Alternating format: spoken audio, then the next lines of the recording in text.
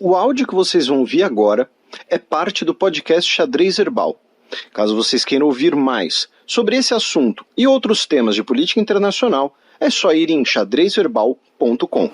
Bem, passemos agora para o match no qual eu e o Felipe seguimos repercutindo a invasão russa à Ucrânia. Ataque russo à vila ucraniana deixa 51 civis mortos. Tivemos um ataque com um míssil balístico à vila de Roza, tá? H-R-O-Z-A. Não sei se a pronúncia estará correta, e como é uma vila relativamente pequena, né, eu e o Matias a gente estava até procurando, né, sobre a pronúncia, enfim, fica no Oblast de Kharkiv, né, e a cidade foi atingida quando estava ocorrendo o funeral, tá, de um soldado, né, daquela vila, justamente. Então, boa parte da população da vila estava no mesmo local. Segundo as autoridades ucranianas, cerca de 330 pessoas estavam residindo nessa vila nesse momento, né? Antes da guerra, ela tinha uma população de cerca de 500 pessoas e tivemos, então, infelizmente, essas mortes. E o governo ucraniano classificou esse episódio como um ato de terrorismo, tá? Porque não era um alvo militar, tá? Não existiria um alvo militar válido, né, nessa vila. E a Denise Brown, que é coordenadora humanitária da ONU, né, disse que isso foi um ataque deliberado contra civis, algo que é proibido pela lei humanitária internacional. Então, além de ser, obviamente, um episódio triste, um episódio lamentável, também tem um aspecto legal desse episódio, né, que possivelmente um crime de guerra, já que você usa um míssil balístico, que novamente não seria um alvo militar, era uma vila em que você tinha uma aglomeração de pessoas, que não era uma aglomeração porque eram 50 militares, uma unidade militar, alguma coisa assim. Era a população no velório de um soldado, tá? Inclusive, algumas das vítimas eram crianças, né? Pelo menos 2 crianças morreram no ataque, tá? Esse acabou sendo o principal episódio, né, ligado aos combates, né, armamentos na Ucrânia, indo para algumas outras notícias ligadas ao conflito, né?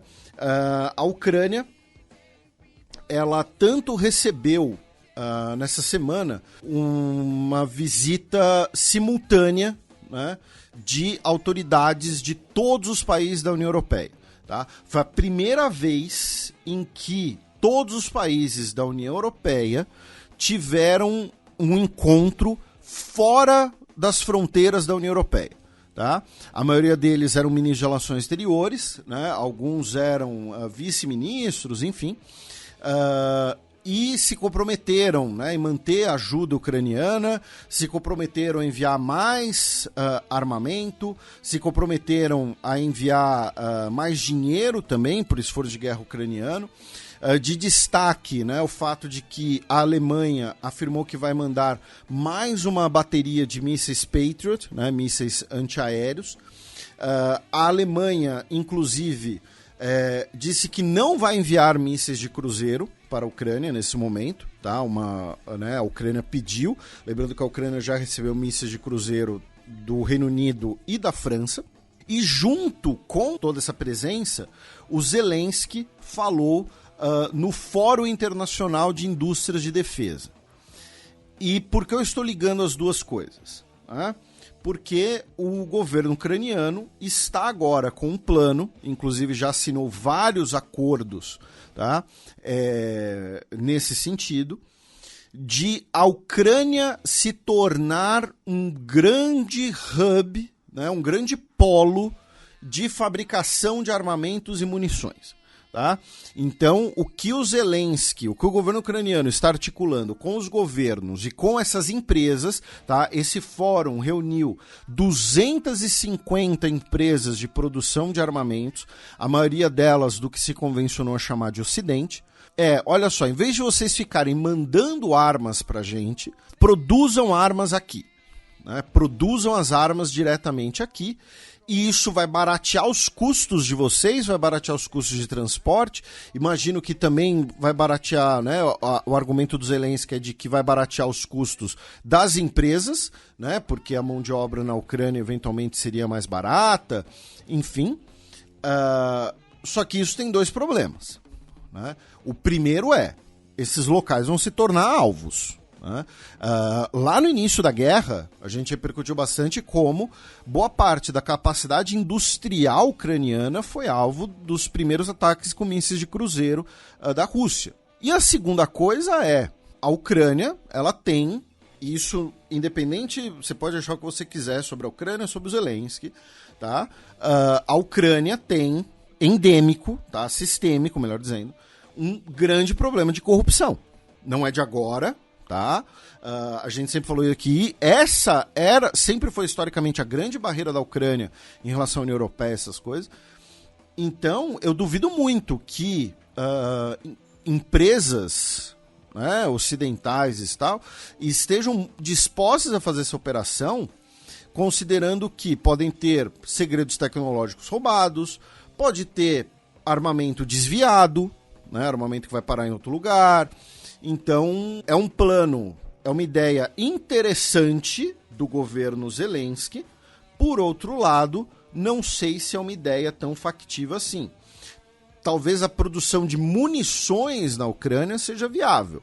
Agora, você transformar a Ucrânia, nas palavras dele, né, num dos maiores polos mundiais de produção de armamentos, porque ele disse que a guerra na Ucrânia é uma maratona. Né? Ou seja, mais um argumento a favor do que a gente sempre fala, né, de que a guerra na Ucrânia vai virar um conflito congelado, vai ser uma coisa que não vai se resolver tão simplesmente. Então ele fala, olha só, a gente vai ter que correr uma maratona, então precisamos dessa produção aqui. Acho pouco viável, pouco factível. Também em relação à Ucrânia e Polônia, a Ucrânia e a União Europeia, né, a Ucrânia assinou um acordo de grãos com a Polônia, né, lembrando que a Polônia barrou a entrada de produtos agrícolas ucranianos, porém... Teve até o protesto lá, que tacaram tomate e tudo, né? Isso. Porém, meu caro Matias, é para países terceiros. Tá? Então, assim, não é que produtos agrícolas ucranianos vão poder entrar no mercado polonês. Eles vão poder transitar pela Polônia rumo a outros mercados. É um entreposto. Isso. Então, tudo bem, a gente não vai barrar a fronteira, mas vende eles na Alemanha, entendeu? Vende na Bélgica, não vai vender aqui não. Na Lituânia. E a gente falou um pouco disso, que, inclusive, entre a Ucrânia e a Lituânia tem Belarus, né? Então fica difícil passar por ali. E a gente sempre lembra, né, que a Ucrânia é uma potência agrícola pelo tamanho do seu território, pela fertilidade do seu território. O celeiro da Europa, né? Isso, né? O Egito era o celeiro do Império Romano, a Ucrânia virou o celeiro da Europa. Agora tem gente que diz que o Brasil é o celeiro do mundo, né? Embora o Brasil não seja exatamente um celeiro, porque o Brasil não, né, nesse sentido, porque o Brasil não produz tantos cereais, né? Mas, o Brasil produz mais ração. A soja que o Brasil exporta é para alimentar porco. E aí, meu caro Matias, a gente sai da guerra na Ucrânia, vamos passar por notícias, né, dos países, começando pela Rússia. Né, pelo país que invadiu a Ucrânia, e uma notícia ainda ligada à guerra, né, várias notícias ligadas à guerra, mas aquela jornalista, né, a russa, a Marina Ossianikova, né, aquela que apareceu ao vivo, né, em março de 2022, né, com um cartaz, né, Pare a Guerra, né, na TV russa, ela foi condenada a 8 anos de cana. Porém, ela foi condenada em absentia, né? Ela não está na Rússia, né? Ela saiu da Rússia, obviamente, então ela foi condenada, né, sem estar presente no próprio julgamento. E peço desculpas aos nossos ouvintes, meu caro Matias, porque tem uma outra notícia ligada à guerra na Ucrânia, que é uma notícia que, inclusive, a gente já tinha levantado essa possibilidade aqui, né? Mas o governo dos Estados Unidos anunciou que vai enviar 1 milhão de munições de armas leves para a Ucrânia, além de algumas armas, como rifles e fuzis, que haviam sido apreendidos do Irã, né, em navios iranianos, no final do ano passado e início desse ano. E a gente era munições que iam para os Houthis, no Iêmen, e a gente falou aqui no programa que era capaz dessas munições irem parar na Ucrânia. É exatamente o que vai acontecer agora. Enfim, o que acontece é que o governo dos Estados Unidos apreendeu essas cargas, porque essas cargas seriam irregulares, né? Porém, algumas pessoas comentaram que, na verdade, o governo dos Estados Unidos roubou a munição do Irã e entregou para a Ucrânia, né? Agora, voltando para notícias russas, propriamente ditas, muitas delas giram em torno das declarações do Putin, né, em Sochi, essa semana, né? Sochi, a cidade no Mar Negro, né, que já recebeu Olimpíadas de Inverno, já que ocorreu o evento, né, do Valdai, né, que é um think tank russo de relações internacionais. E o Putin fez tanto o discurso de abertura quanto interagiu ali com algumas pessoas, respondeu perguntas, enfim. Ele disse que o país não queria ter que, né, usar necessariamente a força, porém teve que fazer isso para se defender da expansão da OTAN contra as fronteiras da Rússia, e que a OTAN é, em primeiro lugar, uma ferramenta da política externa dos Estados Unidos, nas palavras dele. Tá? Ele também disse que o governo russo está no processo de testar o seu novo míssil de cruzeiro, que é o Burevestnik, que é um míssil que tem propulsão nuclear. Tá? Isso garante a ele uma autonomia absolutamente enorme. Porém, muita gente comenta a viabilidade econômica desse tipo de equipamento. Esse tipo de equipamento não seria um equipamento muito caro para se produzir, ao ponto que ele perde a sua própria eficiência, né? Assim, então, é melhor você produzir uma arma muito sofisticada, mas que é muito cara, ou você produzir 1000 munições baratinhas, né, com o mesmo dinheiro, que não são sofisticadas, mas enfim, entendeu? Então, tem essa discussão sobre o equilíbrio de custo-benefício desse armamento, tá? Quem estava lá no Valdai é o Sergei Karaganov, que a gente já explicou aqui para os nossos ouvintes, que, né, imagino que nosso trabalho aqui no Xadrez Herbal, acho que deve ter sido o primeiro a mencionar, né, a importância do Sergei Karaganov para a política externa russa. Ele ainda que é pouco comentado na grande imprensa, que prefere ficar aquelas coisas, aqueles estereótipos, né, e tudo mais. O Putin também disse que é possível que testes nucleares voltem a ser necessários. Ele disse que os cientistas russos afirmam que novos armamentos precisam ser testados, né? E que hoje a Rússia é signatária e ratificou o Tratado de Proibição Completa de Testes Nucleares, mas pode voltar atrás nessa posição porque os Estados Unidos apenas assinaram e não ratificaram, tá, o acordo, ou seja, não ratificaram o acordo de proibição de testes nucleares. Então, ele também fez esse comentário. Também no Valdai, comentaram para ele sobre a reforma do Conselho de Segurança da ONU. Ele falou da importância de Índia, Brasil e África do Sul fazerem parte. Esse foi o trecho que mais repercutiu aqui no Brasil, né, quando ele fala do Brasil. E aí, para variar, teve aquele pessoal, né, que, enfim, que com todo respeito, não sabe o que está falando e só comenta política internacional quando viraliza e tal, né? Falando, é por isso que o Brasil não condena a guerra na Ucrânia, para o Putin apoiar o Brasil no Conselho de Segurança. A Rússia apoia a entrada do Brasil no Conselho de Segurança da ONU, gente, já tem mais de uma década, tá? Então, assim, não tem absolutamente sentido nenhum, tá, isso. E lembrando que Brasil, Índia, Japão, Alemanha fazem parte do G4, que busca a reforma do Conselho de Segurança da ONU, também já tem basicamente 2 décadas, né? Então, sabe, não tem nada a ver com eventos recentes. A outra declaração dele no Valdai foi de que a Ucrânia, sem apoio militar do Ocidente, apoio financeiro do Ocidente, não duraria uma semana, tá?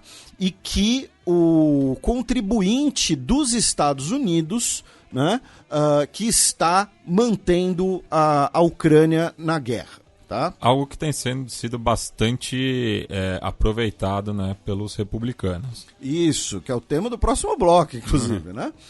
E aí a declaração assim, que ele falou no Valdai que repercutiu bastante também, né?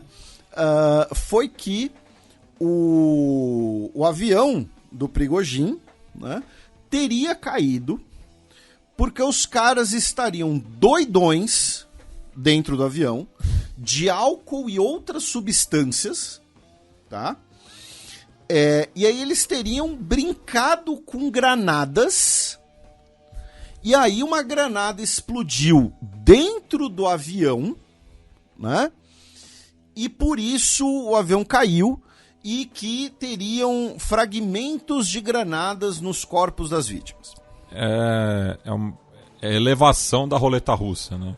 Só que assim, entram duas coisas nisso, meu caro Matias. A primeira delas tipo, o pessoal recuperou vários vídeos do Prigozhin em canais de Telegram e tal, ele falando em aviões e tal, ostensivamente, assim, ele falando que, não, aqui quando a gente tá no avião, eu não bebo, tá? A gente não bebe porque aqui a gente tá trabalhando, e quando eu bebo e tô voando, eu passo mal. Ele falando isso, né? E segundo... Mas não falou de outras substâncias. Pois porque assim, o Putin comentou que encontraram 5 quilos de cocaína, né, nos escritórios do Grupo Wagner, né? Mas a segunda coisa mesmo que uma granada tenha explodido dentro de um avião, ela não faz parte do estabilizador externo sair e o avião entrar numa espiral direto pro chão, sabe? Não é filme do Rambo, sabe?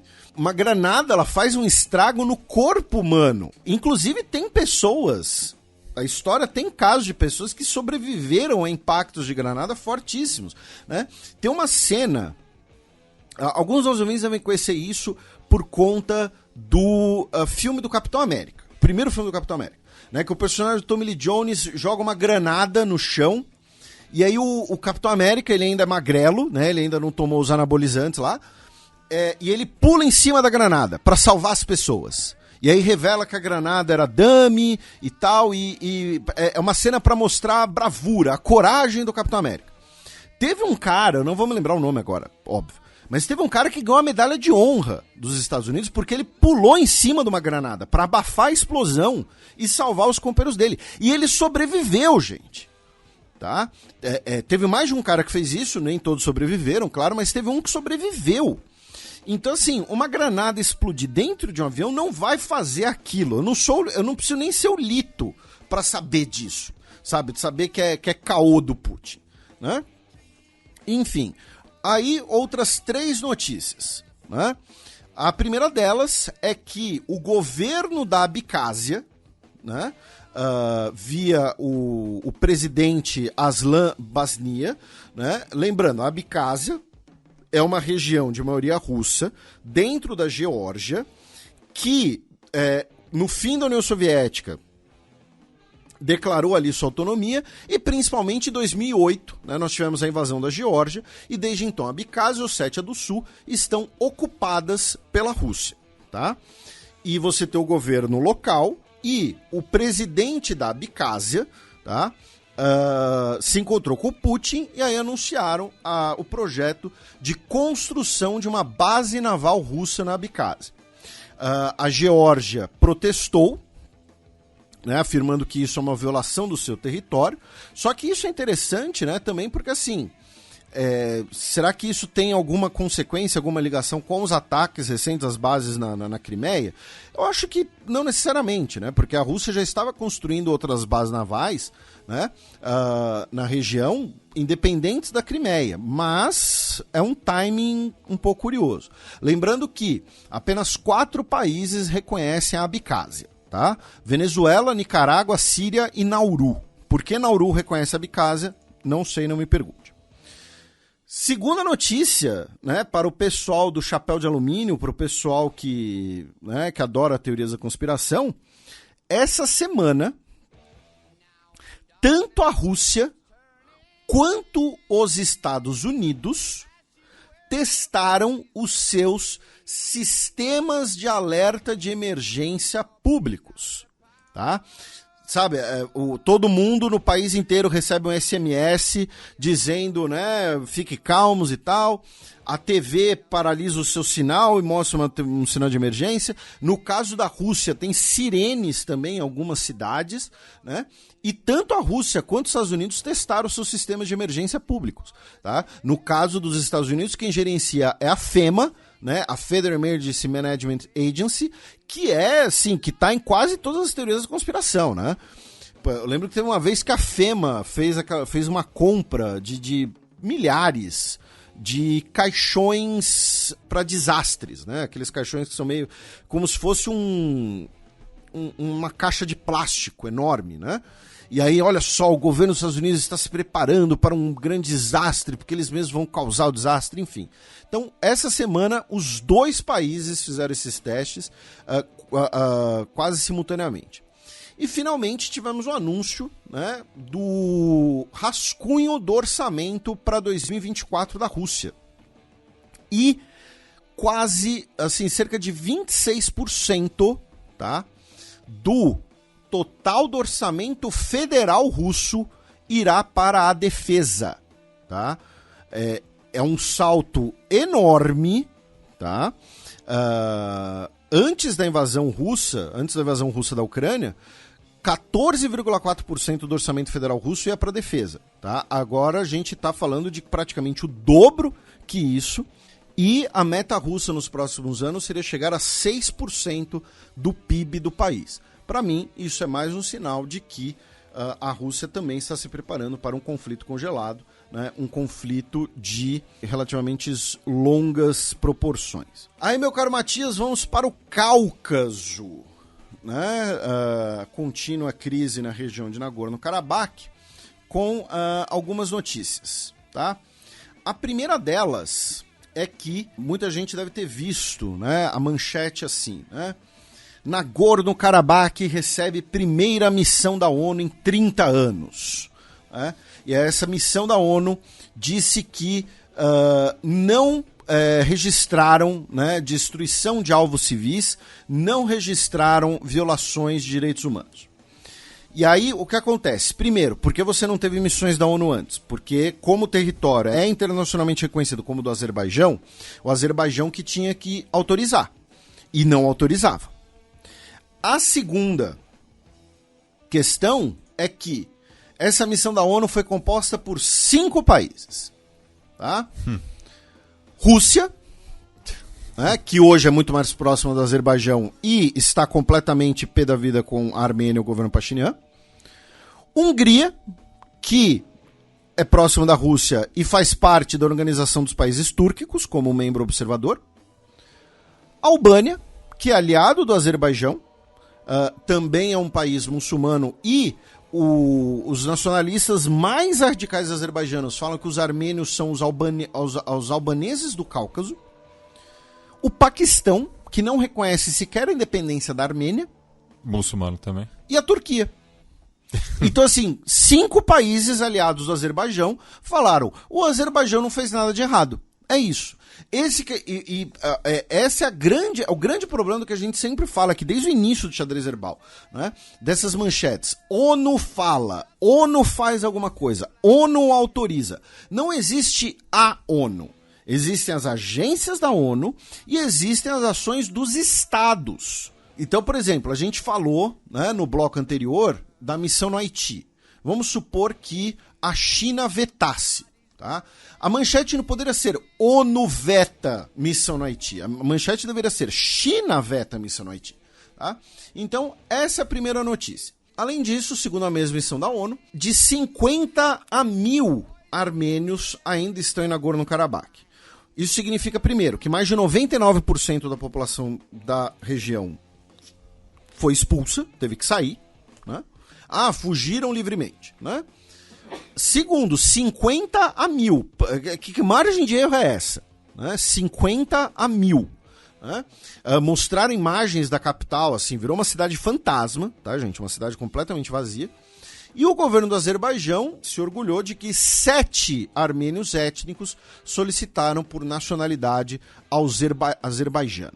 Outra coisa, o parlamento da Armênia aprovou na última terça-feira, eu fiz um fio lá no Twitter sobre isso, a entrada do país no Tribunal Penal Internacional, tá? A ratificação do Estatuto de Roma, consequentemente a Armênia aderir ao TPI, tá? O mesmo TPI que tem uma ordem de prisão contra o Vladimir Putin, tá? Então agora isso significa que se o Putin for até a Armênia tem a obrigação de prendê-lo. Só que tem uma outra curiosidade, meu caro Matias. Se você pousar no aeroporto de Yerevan, você vai chegar lá com seu passaporte brasileiro, vai falar, oi, eu sou o Matias, eu venho aqui comer lavache, né? Quem vai fazer todos aqueles procedimentos, quem cuida da fronteira, são russos. Então, assim, é um convênio entre a Armênia e Rússia, tá? É um convênio, mas enfim, o fato é, a Armênia aderiu ao TPI e o governo russo disse que é uma decisão errônea, né? E não é o tipo de decisão que se espera de um parceiro. Lembrando que quando a Armênia, né, começou os procedimentos, a Rússia convocou o embaixador armênio em Moscou para esclarecimentos, tá? Junto com isso, no mesmo dia 3, a ministra de Relações Exteriores da França, a Catherine Colonna, esteve em Yerevan, se encontrou com seu homólogo. A França é dos países da União Europeia o que tem mais relações próximas com a Armênia, né, por conta do tamanho e da importância da diáspora armênia na França, né? Inclusive o ministro do interior francês atual é de origem armênia, por exemplo. E nessa visita, a França vai fornecer ali alguns milhões de euros em ajuda humanitária para os refugiados, tá, de Artsakh. E a França também vai fornecer armamento e treinamento para as Forças Armadas armênias. Lembrando, um dos motivos do distanciamento entre a Armênia e Rússia nos últimos anos é que, né, os armênios, a gente falou muito disso no programa com o Heitor aqui, né, recapitulando, mas que os armênios, primeiro, se sentem traídos pela Rússia, e segundo, que depois da guerra de 2020, a Rússia não cumpriu os acordos de fornecimento de equipamento militar.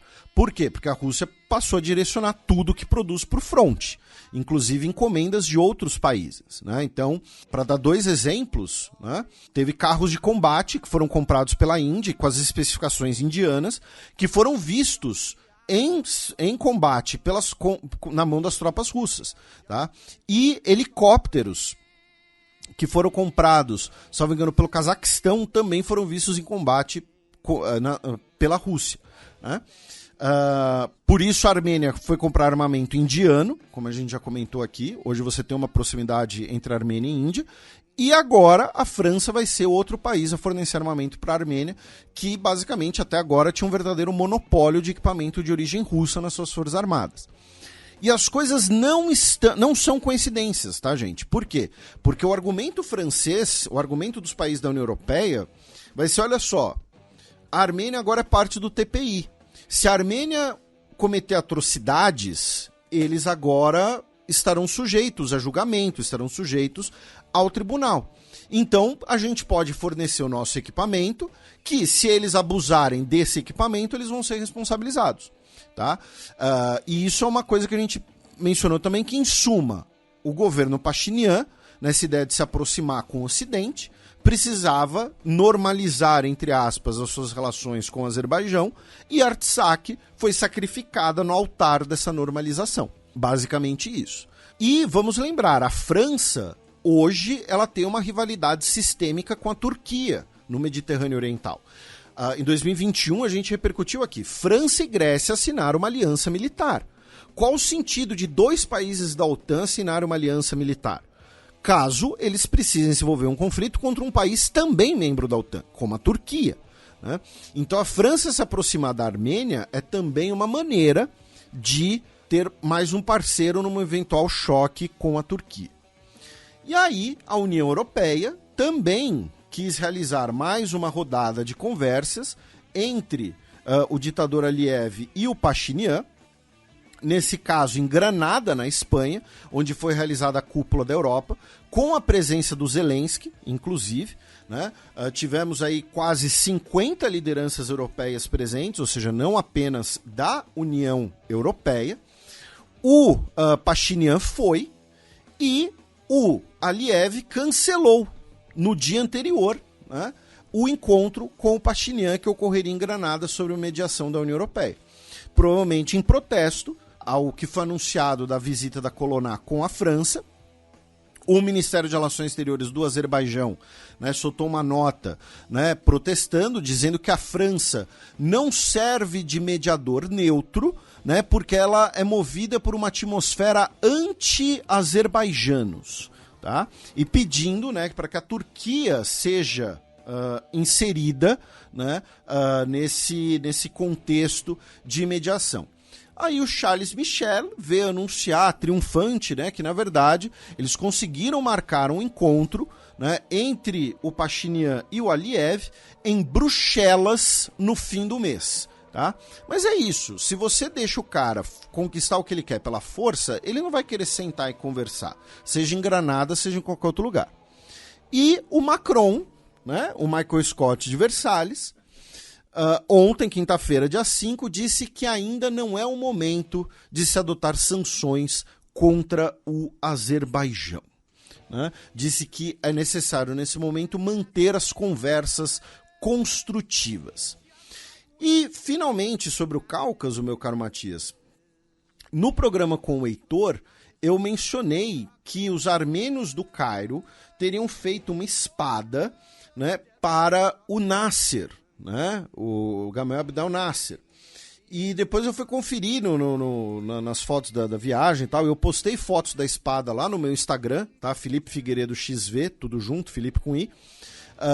A espada ela foi feita bem antes, em 1919, para um dos heróis nacionais armênios, o Andranik Ozanian. Não tem nada a ver com o Nasser. E a espada ela é muito interessante, porque ela junta uma estética egípcia com a simbologia escrita armênia, enfim. Aí do Cáucaso, meu caro Matias, a gente vai para outra região tranquila, que são os Balcãs. Já que essa semana a Sérvia teria realizado, né, uma grande concentração de forças militares perto da divisa com o Kosovo. Né, divisa, pensando do ponto de vista sérvio, né, de que é uma região da Sérvia, né, não é uma fronteira. O governo dos Estados Unidos detectou essa movimentação por satélite, inclusive, e agiu para que o governo sérvio fizesse uma desmobilização. O primeiro-ministro de Kosovo, Albin Kurti, disse que o Vučić, né, o presidente da Sérvia, ele quer a guerra, né, para agradar a sua população, e o Vučić disse que, na verdade, se tratava de um exercício militar, né, que não havia nada contra o Kosovo, né, e que tudo isso é parte de uma campanha, né, de mentiras, né, contra a Sérvia. Da Sérvia, nós vamos para a Eslováquia, meu caro Matias, já que no último dia 30 de setembro tivemos eleições e nós havíamos comentado aqui no programa que o Smer, né, o Partido Social Democrata, que nos últimos anos deu uma guinada conservadora, né, Smer é direção em eslovaco, era o favorito e ficou em primeiro. Né, o Robert Fico, ex-premier, inclusive. E ele declarou, né, que se é para o bem de todos e felicidade geral da nação, diga ao povo que eu fico. Porra, por um segundo você me enganou. Ele que já foi premier de 2006 a 2010 e 2012 a 2018, ele é um cara próximo da Rússia, ele é um... quando eu digo próximo da Rússia, não é necessariamente uma coisa... ele é brother do Putin, alguma coisa assim. Não. Ele é, aparentemente, né, pelo que eu li sobre ele, ele é um russófilo. Tá? Desde a juventude dele, ele fala muito no pan-eslavismo. Né? Ele fala muito na ideia de cooperação entre os eslavos e tal. Lembrando que Eslováquia, né, e Rússia tem as mesmas cores na bandeira, assim como a Sérvia. Isso não é uma coincidência, tá, gente? É que no caso da Eslováquia, você tem ali a cruz eslovaca quase no meio. Né? Que a gente sempre confunde com a Eslovênia, porque o padrão é parecido também. Isso. E a Eslováquia, eu tive o privilégio de passar um dia em Bratislava. É o único lugar do mundo, que eu já fui pelo menos até hoje, em que é mais fácil você encontrar coisas de hóquei no gelo do que de qualquer outro esporte. Né? O Felipe até trouxe um puck pra mim. Isso, aquele negócio é pesado. Eu nunca mais consigo dar risada de uma cena de alguém tomando um puck na cabeça, assim. Aquele negócio é pesado. Enfim, o Robert Fico, do Smer, ficou em primeiro, com 23% dos votos, consequentemente 42 assentos. Mas são 150, né? Então ele precisa formar uma coalizão ali para chegar nos 76. E em segundo lugar ficou o Eslováquia Progressista, né? Que é um partido liberal pró-União Europeia. Ele é quase o novo da Eslováquia, né? Com 32 assentos, 17% dos votos. E em terceiro lugar ficou o VOS, que é um partido social-democrata, mas que foi fundado por dissidentes do Smer, que falaram, Smer deu uma guinada conservadora aqui e tal, a gente não quer isso. Então, é um partido social-democrata, esse sim, mais à esquerda. E aí os nossos ouvintes podem falar assim, poxa, mas e os conservadores? Eles estavam governando a Eslováquia até agora. Justamente, o governo eslovaco dos últimos anos, né, que foi marcado por crises políticas e um escândalo de corrupção, teve um preço muito grande nos conservadores eslovacos. Né? Eles ficaram em quarto lugar, com 9% dos votos e 16 cadeiras. Perderam 49 cadeiras, tá, gente? Então, assim, os conservadores eslovacos foram os grandes derrotados. Os cristãos democratas, inclusive, né, saíram da antiga coalizão, né, do conservador, ficaram em quinto lugar.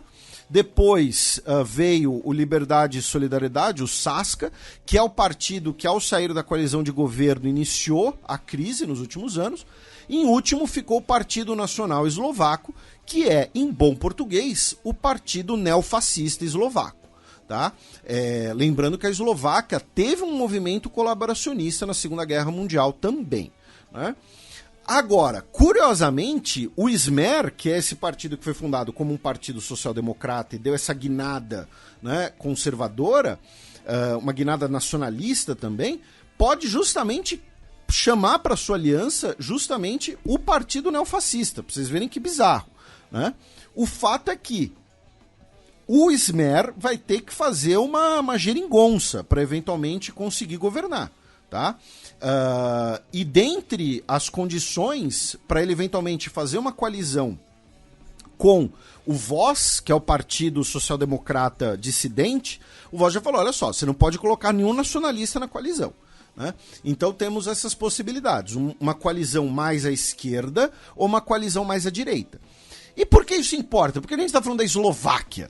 Né? Porque a Eslováquia pode se tornar o primeiro país da OTAN e da União Europeia a retirar o seu apoio à Ucrânia na guerra. Tá? A Eslováquia, óbvio, é um país pequeno, né? Então, assim, não foi exatamente, não é um apoio militar, especialmente o econômico, decisivo para a guerra, mas a Eslováquia mandou armamentos, né? A Eslováquia mandou os seus MiG-29 para a guerra, tá? A Eslováquia cedeu 13 caças MiG-29, gente. Isso não é pouca coisa, tá? Ao ponto que a Eslováquia ficou sem defesa aérea e teve que assinar um convênio com a Tchequia para a Tchequia realizar a eventual vigilância do espaço aéreo eslovaco, né? Uma mini... O espaço aéreo hoje é Tchecoslováquia, tá? Voltou a ser Tchecoslováquia. Tá?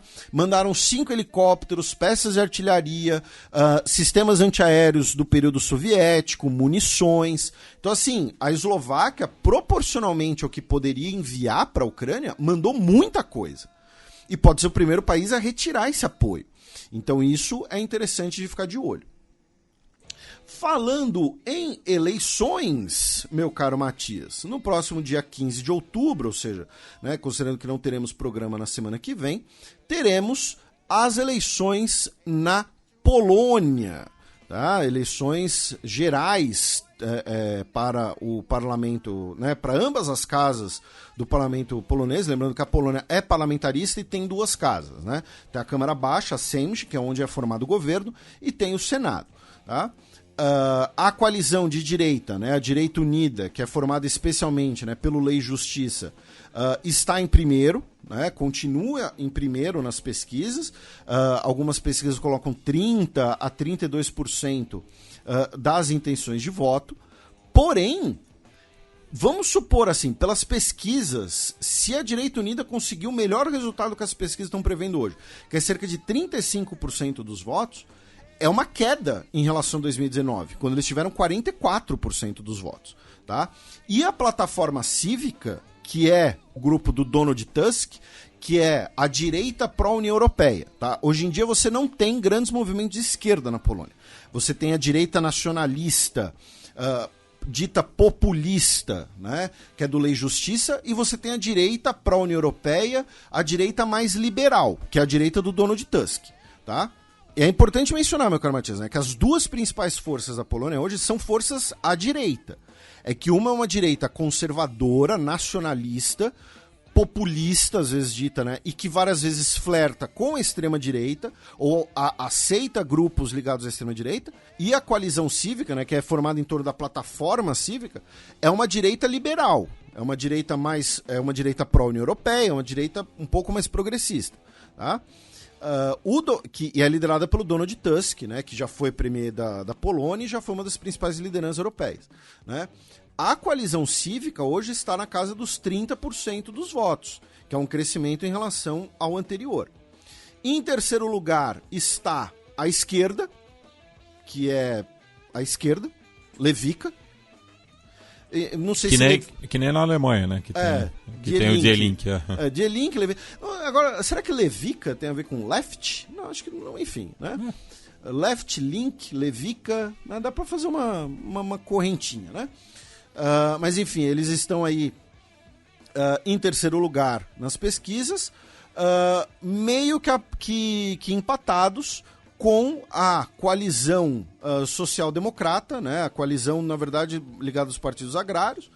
Depois vem a Confederação, que é a plataforma, né? A coalizão dos partidos de extrema-direita, inclusive o partido neofascista polonês, tá? E depois vem os independentes, né? A coalizão que une diversas lideranças independentes.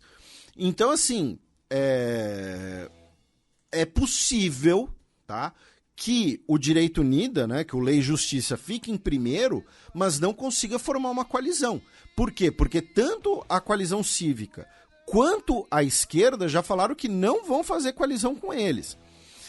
Resta saber se a Terceira Via, que é esse partido mais agrário, né, essa plataforma mais agrária, né, faria uma coalizão. Não sei. Então, isso vai ser interessante da gente ficar de olho. Inclusive, né, hoje uma das vozes mais importantes, né, contra uma vitória do Lei e Justiça, né, é a laureada com o Nobel de Literatura, a Olga Tokarczuk, né, que foi laureada em 2018. Tá? E vamos lembrar, junto, né, com as eleições, nós teremos um referendo com 4 perguntas. Tá? Uma delas é sobre a mudança de lei de privatizações na Polônia, permitindo que empresas estrangeiras possam participar dos processos de privatização. A segunda, sobre o aumento, né, da idade de aposentadoria. A terceira, sobre o muro, né, a cerca na fronteira entre Polônia e Belarus. E o quarto, sobre imigrantes. E a pergunta assim, é super carregada, né? É assim: você apoia a admissão de milhares de imigrantes ilegais do Oriente Médio e da África, de acordo com o mecanismo de relocação forçada imposto pela burocracia da União Europeia? Tipo, essa é a pergunta, tá? Esse é o tom... Pra não deixar dúvida. Essa é a pergunta, tá? Aí, meu caro Matias, a gente mencionou uma laureada com o Nobel da Paz, já mencionamos outros, né? E a gente cruza o Báltico ali, justamente para repercutir os laureados com o Nobel agora, né? Primeiro na Suécia, né? Já que o Prêmio Nobel de Física foi compartilhado entre Pierre Agostini, Ferenc Krauss e Anne Le Roulier, que inclusive viralizou porque ela estava dando aula na Suécia, na Universidade de Lund. Aí ela, pessoal, desculpa, vou ter que sair aqui para atender o telefone. Gente, voltei, então eu ganhei o Nobel de Física, tá? Continuando aqui minha aula e tal, né? O G é igual a 9,8... Óbvio que a aula dela não é tão simples assim, né? Só para deixar claro, o Pierre Agostini é francês, o Ferenc Krauss é húngaro e a Anne Le Roulier é franco-sueca, tá? O Prêmio Nobel de Química foi compartilhado entre o Mungi Bawendi, que é franco-tunisiano radicado nos Estados Unidos, o Louis Bru, que é dos Estados Unidos, e o Alexei Ekimov, que é russo. E eles foram laureados com o Nobel de Química, que eu mencionei, pelo descobrimento e síntese de pontos quânticos. E aí, como a gente combinou em off antes da gravação, você vai explicar para os nossos ouvintes o que são pontos quânticos. A gente tinha combinado. A gente combinou isso, que você ia explicar o que são pontos quânticos. Então, pontos quânticos... Segue o programa. O Prêmio Nobel de Fisiologia e Medicina foi para a Katalin Karikó e o Drew Weissman. E nesse caso, é muito importante a gente falar um pouquinho disso. Por quê? Porque eles foram laureados pelas suas pesquisas com vacinas, né, de mRNA, né, o RNA mensageiro, que o Átila explicou já aqui no programa, que o Átila já explicou em vários lugares, né, o pessoal do Nunca Viu Cientista já explicou também, o pessoal do Dragões de Garagem já explicou, né, que levaram as vacinas, né, algumas das vacinas contra a Covid-19, especialmente a produzida pelo BioNTech e Pfizer, né? E eu acho interessante a gente citar duas coisas. A primeira delas é que esse é um dos prêmios Nobel mais rápidos, digamos assim, da história, né? Pelo impacto que teve por conta da pandemia, então eles foram laureados. A segunda coisa é interessante, eu queria recomendar para os nossos ouvintes depois lerem sobre a Katalin Karikó, porque ela tem uma história de vida muito curiosa, muito interessante, porque, olha só, ela foi afastada da Universidade da Pensilvânia pouco tempo atrás, tá? Dizendo num documento interno que ela não tinha as qualidades necessárias para ser efetivada, né? E aí é muito, talvez o mais interessante da gente falar é o seguinte: ela pesquisa o RNA mensageiro, tá? Ela nasceu na Hungria em 55 e ela se formou na Hungria em 78. Estudou na Universidade de Szeged, tá? Ela realizou o pós-doc dela lá, tá?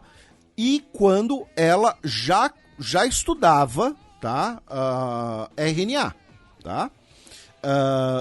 Com ali o período, né, do desmantelamento do chamado Bloco Soviético, em 1985 ela foi para os Estados Unidos.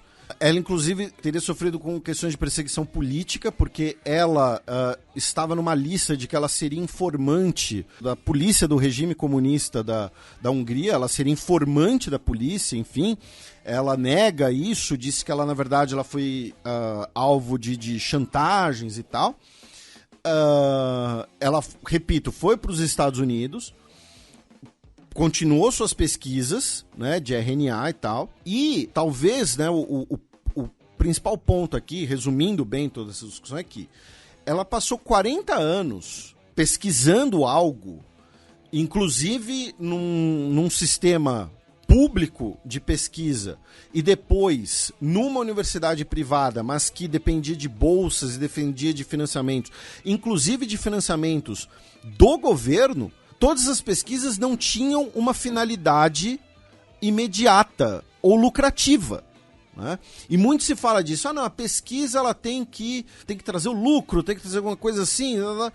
Ela passou 40 anos pesquisando um negócio que talvez, se não fosse a pandemia, enfim, teria um impacto, pelo menos midiático, muito menor. Então ela tem uma história de vida muito curiosa e a pesquisa dela é um ótimo exemplo de como a ciência ela não pode ser pensada, ela não pode ser reduzida, a pesquisa de conhecimento em geral, ela não pode ser reduzida aos efeitos de curto prazo ou aos efeitos mercadológicos apenas. Porque você pode descobrir uma coisa hoje, você pode fazer uma pesquisa hoje que só vai ter impacto, só vai começar a ter impacto daqui a algumas décadas, não se sabe. E pode não ter impacto nenhum também. E acontece, tá? Enfim, então, laureada com o Nobel de Medicina, e o escritor norueguês Jon Fosse foi laureado com o Prêmio Nobel de Literatura, tá? Ele que é escritor e dramaturgo, né? Ele também escreve peças de teatro. E falando em Noruega, né? A gente cruza a fronteira entre Suécia e Noruega, vamos até a Noruega, que é onde é concedido o Prêmio Nobel da Paz, já que a laureada esse ano foi a Narges Mohammadi, tá? Ela é uma ativista pelos direitos humanos, especialmente pelos direitos das mulheres, tá, no Irã. Ela é uma ativista feminista no Irã, contra, inclusive, a obrigatoriedade do uso do hijab, né, a polícia, né, da moralidade. Ela também, enfim, já realizou diversas outras campanhas. E, em 2016, ela foi condenada a 16 anos de prisão pelo ativismo dela pelas mulheres iranianas. E, Felipe, só fazendo aqui um disclaimer, né? Caso os ouvintes estejam ouvindo algum ruído ao fundo, porque segue a nossa saga aqui na galeria, já que depois do horário comercial, né? A galeria fecha às 8 da noite, onde o estúdio está localizado, agora são 9h30 da sexta-feira, dia 6 de outubro, e tá tendo uma obra na duas lojas ao lado da onde fica o estúdio da Central 3. Então, se tiver vazando alguma coisa, uma martelada, uma maquita, enfim, a gente pede desculpa. Eu conferi aqui, né, fiz um teste vendo a frequência, né, do som, enfim, com o software que eu uso para gravação. Tem um pequeno ruído assim, mas a gente pede desculpa, né? Para caso alguém se sinta desconfortável, enfim. E, Matias, né? Aproveitando que essa barulheira é no Brasil, foi o pior gancho da história. Nossa! Né? Estamos falando de pessoas laureadas e reconhecidas, né? Mencionar também que o filósofo, né, escritor e líder político e ativista Ailton Krenak. Constituinte, bem lembrado, né? Constituição que fez 36 anos, inclusive, essa semana. E teve ouvinte 35. Que puxou nossa orelha. 35, isso. Teve ouvinte que puxou nossa orelha que a gente não falou da Constituinte semana passada, peço desculpas. Mas ele se tornou o primeiro indígena eleito para a Academia Brasileira de Letras, né? Substituindo o finado professor José Murilo de Carvalho, tá? Ele que recebeu 23 votos, a professora Mary Del Priori teve 12 e o também escritor indígena e também ativista Daniel Munduruku teve 4 votos, tá? E sinceramente, os dois que não foram eleitos precisam ser eleitos no futuro próximo também e merecem muito mais do que muita gente que está lá. Não vou mencionar nomes, tá? Inclusive, mas já que a gente falou de constituinte... Ex-presidente. Isso, que era o presidente na época da coisa. Enfim, né? Quem é que recebe há 40 anos lá uma... Eu não vou falar nada. O departamento jurídico da minha cabeça ordenou uma intervenção. E o Maurício de Souza tem que ir para a Academia Brasileira de Letras também, tá? Porque Maurício de Souza é grande responsável pelo aumento da alfabetização, pela leitura nesse país, tá? Não, mas eu não... Dane-se, ele é responsável, ele tem uma participação. Não, mas quadrinho, gibizinho não é literatura. Amigo, o cara participou da alfabetização de dezenas de milhões de crianças, tá? Isso é muito mais do que qualquer outra literatura que você queira trazer para a mesa, tá? Da Noruega, meu caro Matias, nós vamos para a Alemanha, já que o governo alemão afirmou, via o seu Instituto Robert Koch, né, que é tipo uma Fiocruz da Alemanha, simplificando, que cerca de 3.100 pessoas morreram na Alemanha esse ano devido à onda de calor. Tá? A maior parte delas ligadas à faixa etária de mais de 75 anos de idade. Da Alemanha, a gente vai passar rapidamente por Luxemburgo, já que agora domingo vai ter processo seletivo para gerente da lavanderia. Quero dizer, eleições gerais em Luxemburgo. Né? São 60 assentos na Câmara dos Deputados, precisa de 31, né? E, como eu disse, é o processo seletivo do gerente da lavanderia. E a gente não vai passar muito tempo aqui nas eleições para Luxemburgo, porque, com todo respeito, não tem tanto impacto assim. De Luxemburgo, nós vamos para a França, já que faltando aí basicamente um ano para as Olimpíadas de Paris, o país, especialmente a capital, está passando por uma onda de percevejos, tá? E se suspeita que a origem, a gênese, tá, dessa... Mas as autoridades não sabem se era pulga.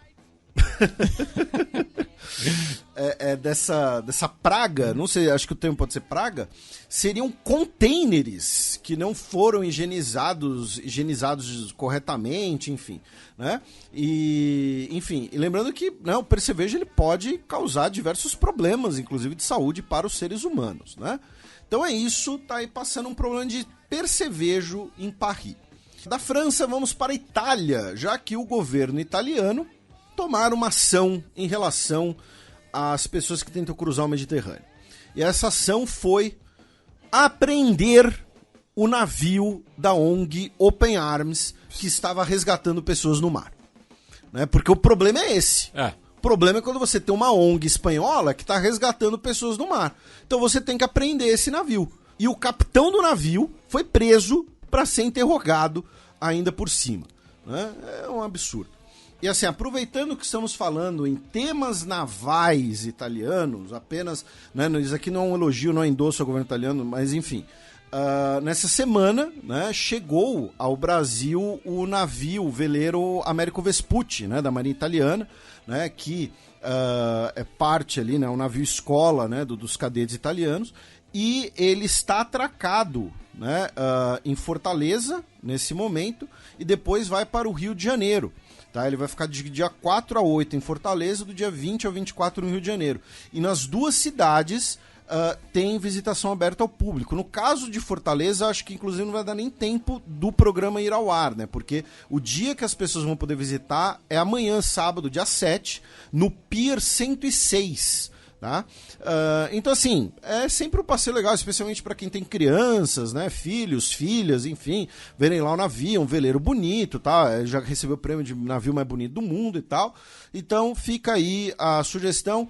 E aí quando vocês chegarem lá, vocês falam, tô visitando porque o Xadrez Herbal compartilhou, e vocês parem de aprender navio de ONG que resgata as pessoas. Não faz isso, senão vocês vão ser expulsos do navio, tá? Da Itália, meu caro Matias, a gente vai para o Reino Unido, né? Já que o Reino Unido está lá numa ilha, né?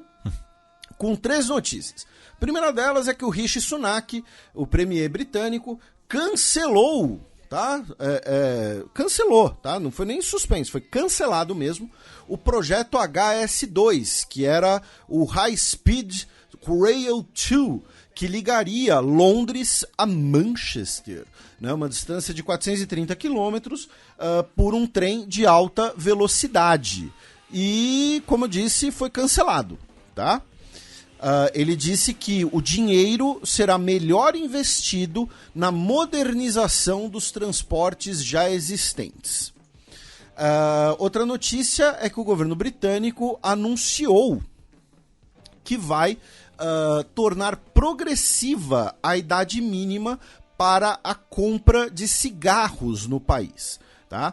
A ideia é acabar com o tabagismo no país até 2030. Tá? Que até 2030 menos de 5% da população seja tabagista.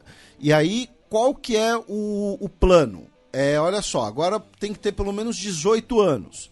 Aí depois vai ter que ter pelo menos 20, depois pelo menos 22. Por quê? Porque o cara que já tá fumando, já tá viciado, vai poder continuar comprando. É uma progressão aritmética. Mas o jovem não vai poder comprar, né? Então, segundo algumas estimativas, se você eu como criança noventista, comprava cigarro pro meu pai. Eu não passava por isso porque eu não falo muito da minha vida pessoal aqui, mas teve uma morte devido ao câncer de pulmão na minha família, e isso causou uma espécie de trauma coletivo, e meu pai usou o que o Paulo Freire chamaria de pedagogia do trauma para cima de mim. Então eu cresci numa casa tabaco free, sabe? Mas então o ponto é, hoje, tá, um cidadão britânico que hoje tenha 14 anos ou menos, ele não vai poder nunca legalmente comprar cigarros, tá? É interessante? É importante? Como saúde pública é bom? Sim, mas a gente sabe que proibir não adianta nada, né? Proibir vai levar ao consumo ilegal, proibir vai levar a contrabando, até porque do outro lado do Canal da Mancha você tem aquele grande cinzeiro chamado França. É verdade. Né? Então, assim, é interessante, mas... eu acho sensacional aquele vídeo do Serge Gainsbourg, acho que é uma TV belga, que... Ele recebe uma homenagem e as crianças imitam ele fumando. Sabe? Então, assim, não sei se vai funcionar muito. E, finalmente, só para registrar, meu caro Matias, o que aconteceu? No último dia 30 de setembro, foi aniversário de independência de Botsuana. E aí a página oficial da Commonwealth, sabe? A Commonwealth, né, com um selinho azul e tudo mais... falou, poxa, vamos fazer aqui um post de aniversário de Botsuana, né? Happy Independence Day, Botsuana. E botou lá a bandeirinha, que inclusive é uma bandeirinha que muitos gremistas usam no Twitter, né? Porque a bandeira é... Ou da Estônia. São as duas que os gremistas usam. Porque é azul, preta e branca. E aí botaram o mapa, né? Tipo, embaixo, assim, a silhueta do mapa, né? Numa arte em tons pastéis e tal. Só que botaram a silhueta da África do Sul. E aí embaixo ficou a nota da comunidade, This is South Africa, nota Botsuana, e pelo menos 14 horas depois que o post foi ao ar, ele ainda estava no ar, que foi a hora que eu fiz lá o meu post metido engraçadinho no Twitter, né, porque o diálogo foi assim, né, pessoal, vi aqui no calendário que é dia da independência de Botsuana, precisamos fazer um post aqui na Commonwealth. Aí o estagiário falou, mas é sábado. Mas faz um básico, pega o mapa do país no Google e faz um básico. Aí o estagiário falou, beleza, sábado. E aí ficou esse post capenga, né? E que ficou pelo menos 14 horas no ar.